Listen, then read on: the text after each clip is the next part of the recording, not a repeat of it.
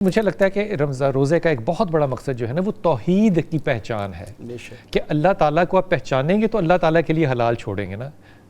بسم اللہ الرحمن الرحیم۔ بلال بھائی میں اس سوال کی طرف بھی آتا ہوں، بلکہ اگر اسی سے ابتدا کر لیتا ہوں۔ رسول اللہ صلی اللہ علیہ وسلم نے فرمایا کہ ہر نیکی کو 1، 10، 700 تک لکھا جاتا ہے، اور جس کی چاہے اللہ 7 لاکھ لکھ لے 70,000۔ آپ نے 1 روپیہ خرچ کیا، اللہ کی مرضی ہے، نیت کی بنیاد کے اوپر 1 لکھے، 10 لکھے، 700 لکھے، 70,000 لکھے۔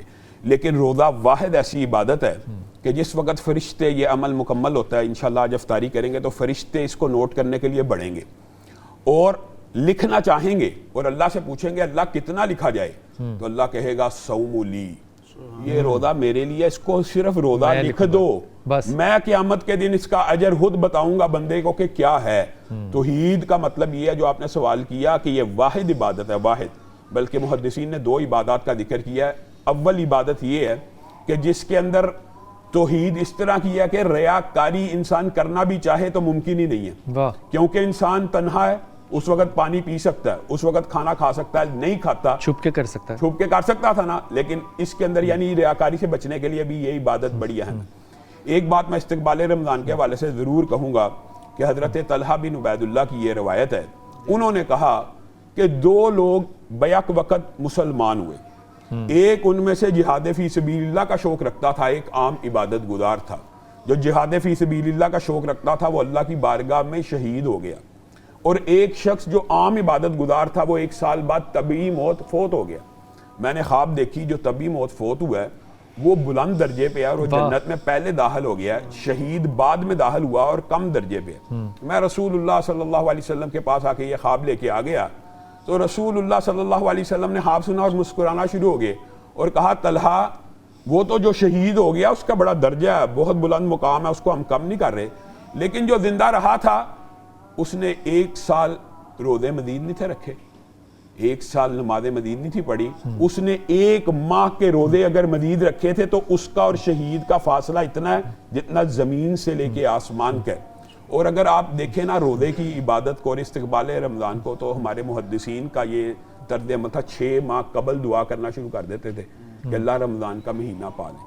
وہ کس وجہ سے کہتے ہیں رمضان کا مہینہ پائیں؟ کیونکہ بلال بھائی ایک حدیث ہے بڑی معروف، بلال بھائی میں یہ کہہ رہا تھا کہ رمضان کا مہینہ اتنا بابرکت ہے، اتنا مقدس ہے کہ رسول اللہ صلی اللہ علیہ وسلم نے فرمایا کہ یوم کتابت تقدیر میں کچھ لوگوں کو، آپ کو پتہ اللہ نے سب سے پہلے قلم کو پیدا کیا اور حکم دیا لکھ دے قیامت تک ہر چیز، ہر شے کی تقدیر لکھ دی گئی، تو وہاں پہ کچھ لوگوں کو جہنمی لکھا گیا۔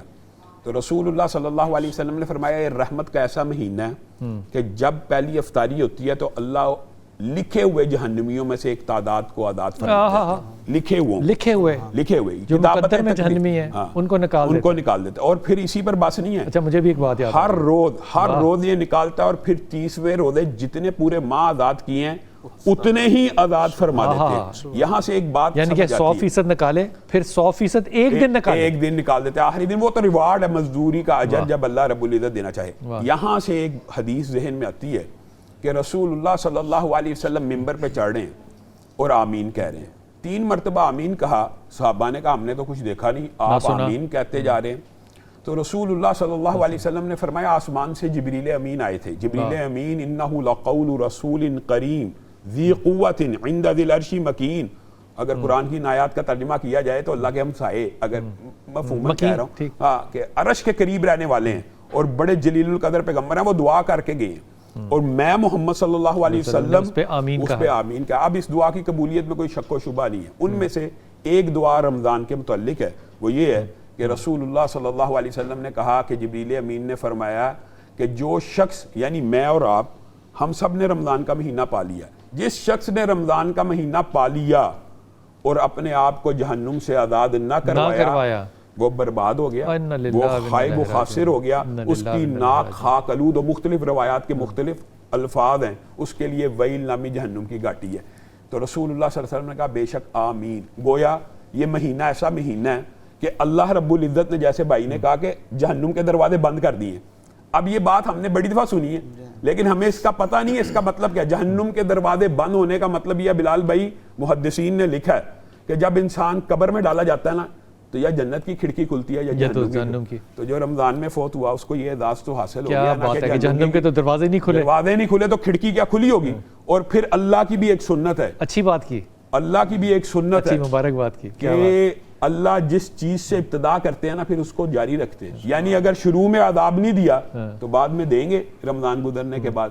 تو یہ رمضان کی جو فضائل و برکات ہیں. حضور اقدس ایک حافظ صاحب, کیونکہ میں تو ان کو اللہ کا ولی مانتا ہوں, پکی بات ہے, یہ مانے نہ مانے, ان کی بات سے میرے دل میں جو بات آئی وہ عرض کرتا ہوں. یہ فرمائی دیکھیے, اللہ تعالیٰ کہتے ہیں کہ رمضان میں دوزخ کے دروازے جو ہیں وہ بند ہوں گے, ٹھیک ہے. بخشش کا جو آپ نے ایک سما باندھا وہ بخشش کس قدر ہوگی.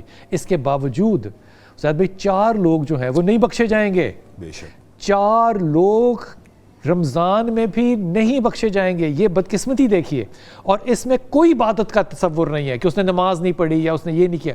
کون سا؟ جو اپنے ماں باپ کی نافرمانی کرتا ہے. خدا کی قسم ذرا سوچئے, وہ نہیں بخشا جائے گا جو اپنے ماں باپ کی نافرمانی کرتا ہے. دوسرا کون ہے؟ جو شراب پیتا ہے, وہ نہیں بخشا جائے گا. اب یہ باقی ساری عبادات جو ہیں یہ irrelevant ہو گئی ہیں. دوزخ بند ہے وہ irrelevant ہو گیا ہے. نہیں بخشا جائے گا جو شراب پیتا ہے, نہیں بخشا جائے گا جو اپنے ماں باپ کی نافرمانی کرتا ہے. اب یہ ذرا غور کیجئے کہ کتنا نستعلیق نقطہ ہے.